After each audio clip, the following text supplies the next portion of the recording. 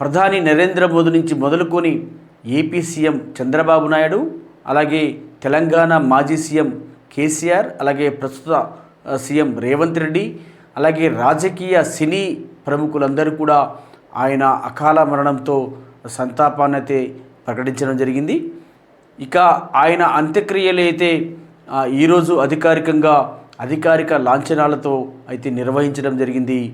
ఇక ఆయన రాసిన గేయాలలో ప్రముఖంగా చెప్పుకోవాల్సి వస్తే, మాయమైపోతున్నడమ్మా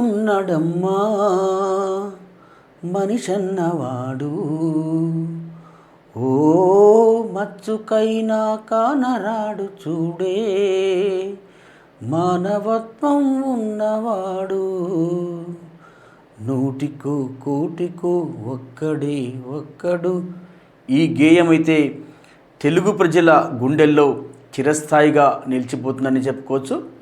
అలాగే ఆయన రాసిన జయ జయ హే తెలంగాణ జననీ జయ కేతనం ఈ పాట కూడా తెలుగు ప్రజల గుండెల్లో చిరస్థాయిగా నిలిచిపోతుంది.